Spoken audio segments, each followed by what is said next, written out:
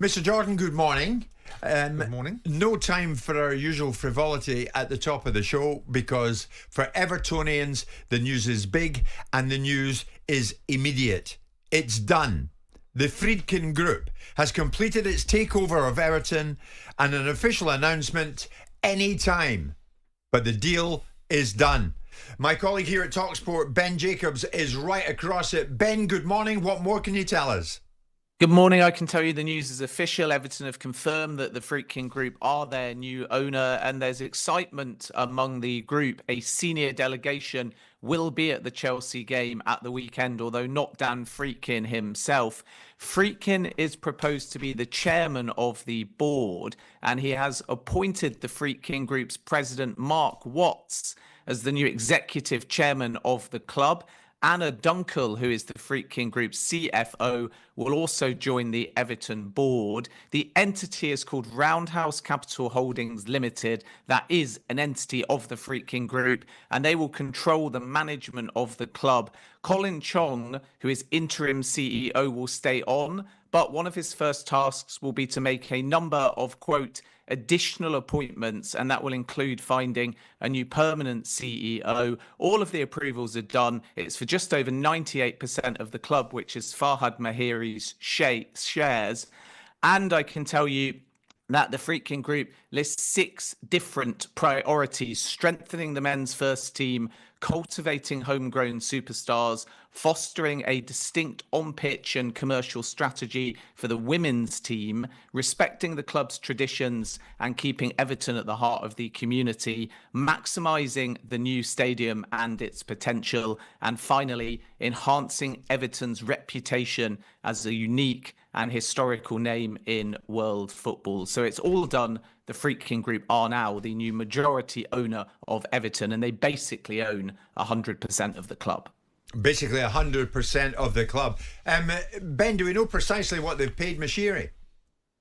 The Moshiri number is difficult because this is a mixture of cash through an injection into the club, which is a minimum of 200 million. And they put that down during the process of due diligence: 150 million towards stadium and affiliated costs, 50 million towards operational costs. And then there's a further ballpark of 300 million, which is essentially the Friedkin Group dealing with other debt. Originally 7-7, it became ACAP, and Everton had a number of other complicated lenders. So the total valuation, sources say, is estimated around the £500 million mark. But you're really talking about some injection, some debt to equity conversion, some paying off of debts or restructuring, which means actually Moshiri himself probably hasn't pocketed that much. And some of the debt, of course, that is in Everton Football Club is Moshiri's, and he may well have had to write some or all of that off.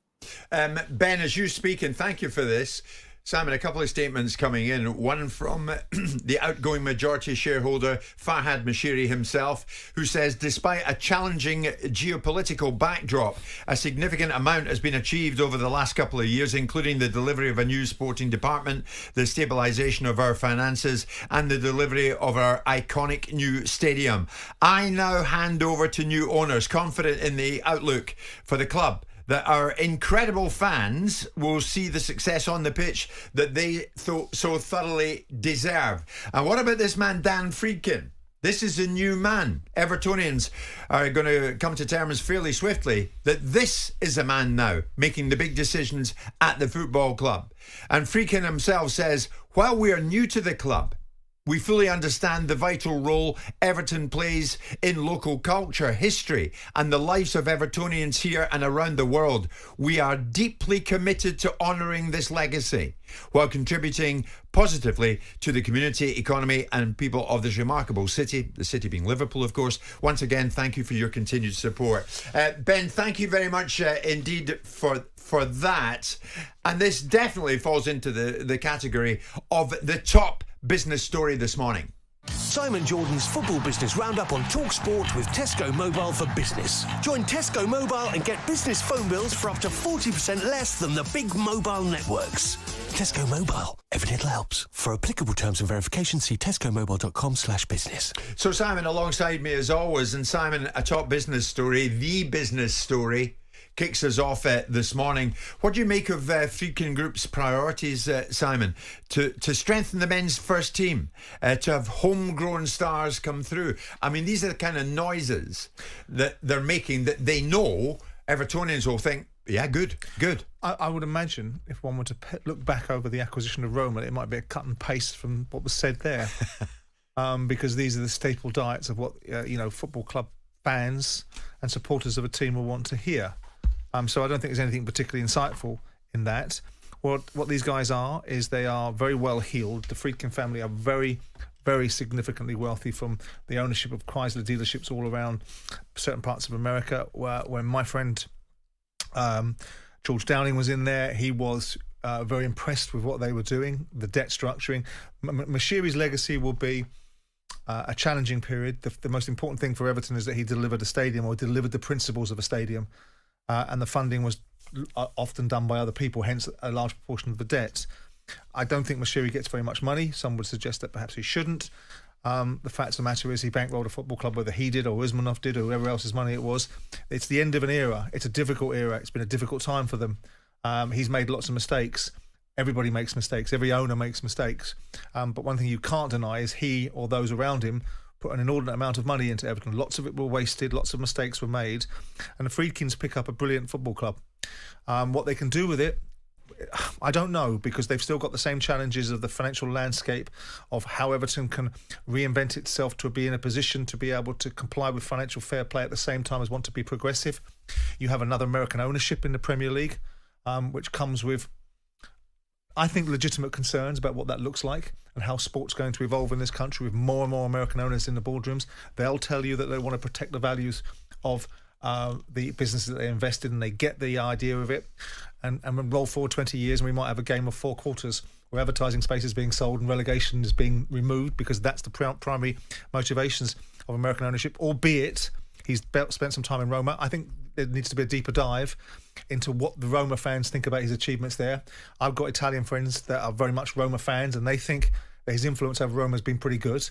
The outcomes at Roma haven't been markedly changed. There's a constant conveyor belt of managers going in and out of that football club without... De Rossi's gone now. Yeah, without much success. But what you've got now is probably the opportunity to seriously commercialise his football club properly. They will add that to it. They will add an engine room. One of the things that I remember speaking to George about was this new stadium and what can be done with this stadium and the opportunities that exist as a result of the enabling and the digitalisation of it all. And so there's rafts of significant opportunities with that stadium to be able to monetise it, which increases the amount of money that Everton have got as a football club. And so it gives Everton fans a feeling of inherent optimism. Like any ownership model, I can promise them what awaits them is a hero's welcome, and then very shortly down the line, some judgment and some strong opinions about what they do and don't do right. That's the nature of being an owner. That's the nature of being an owner in English football, because it's fueled by division and tribalism and inherent entitlement. But they've got, I think, a decent owner. I think certainly a better owner than Moshiri. A better owner than Moshiri? Well, I think so, but only time will tell. I mean, they're more business nous? I mean, Farhad is a very wealthy man. Well, that's made, I mean, what's the old expression? A fool and his money are lucky enough to get together in the first place. I can relate that to me. Fahad probably can relate it to himself. I mean, the experiences that Everton had with Farhad Moshiri were not, in the greatest scheme of things, the most enjoyable. There was a period of time when it was handed over to him, when the success levels were relatively decent. Martinez came in, they still operated at a high level. But for the last half a decade, it has been the best part of a car crash. It has been one indignation foisted upon another. Was it one of his biggest mistakes identifying and going through with Rafa Benitez as Everton manager? Well, of course. From a footballing point of view, yes, of course. I think not commercialising the football club, not getting people in place with due respect that were able to drive it forward. If you look at the commerciality of Everton, with all due respect to Bill, there needed to be some real thinking going behind the commercial opportunities. Yeah. I listened to their when they got their sanction, I listened to their CFO, Colin Chong, who I think will just be there for an interim. come out with the most ridiculous weak statement I think I've ever seen. That might have been indicative of how that football club has run. But they have an opportunity now. It won't come as a straight line. But they are in, this idea that Everton are going to implode, that they were going to go into administration, all this stuff, I never felt was on the table. Right. And now it most certainly is not. Sure. As you say, Simon, the Evertonians have been used to conversations around points deductions, around relegation battles, around Rafa Benitez coming in and becoming the manager. Many Evertonians did not want that. And yet, as Moshiri goes today, when he came in 2016, he had high hopes for the club. It came under my radar during David Moyes' time. It's just, the passion of supporters and the fearless display of players when, playing the very big teams was a joy to watch. I was following the club from distance. Then I got to know Bill, and Bill Kenwright, educated me over the history, what the club is all about. And it's just unique. For me, there was just one big club left in England to buy, and that's Everton. I fell in love with it. It was heavily indebted. The stadium, they needed a big stadium. Commercial income was extremely low. And that's what I've done. I think for our club to compete in northwest of England, which is the new Hollywood of football, we needed to have a strong balance sheet. So I paid the debts. So we have a very strong balance sheet, very flexible financially, and we need a big stadium. There's no question about it.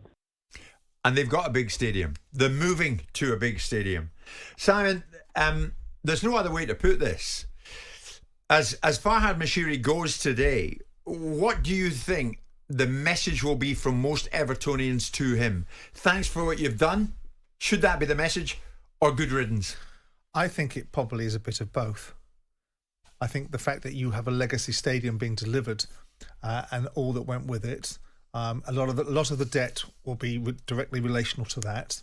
And so debt, eyes wide open, is a very different dynamic than, say, the Glazers' debt, which was debt to acquire the club. So when you buy Manchester United and you load all the debt on the club to buy it in the first place, and then get the people that actually have loaded the debt on them to pay the interest and the capital, that is a different dynamic to what Moshiri's done at Everton. He's loaded it with some debt to build something, to build a stadium. So there's a difference between the two types of debt. You can't say, if you're an Evertonian, that the last 2 or 3 years has been something that you think has been a success. Does it define his ownership? Well, of course it will do, because how you leave is often how you're remembered. And then over a passage of time, people become a little bit more circumspect and a bit more sanguine about their particular disdain for what you may or may not have done. I think a lot of the decisions that he made, even from that interview, indicate someone that perhaps didn't really and it's like, it is a unique industry. Knowledge isn't portable. You don't just walk from one industry to another. Eventually you can learn the language. And of course it's all about getting people in positions that can make the right decisions. But I think he wasted an opportunity. He wasted an inordinate amount of money. But he did give Everton an opportunity to take the next step with a different ownership.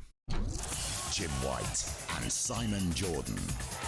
Monday to Friday mornings from 10 on AM, on DAB, via the talkSPORT app and on your smart speaker.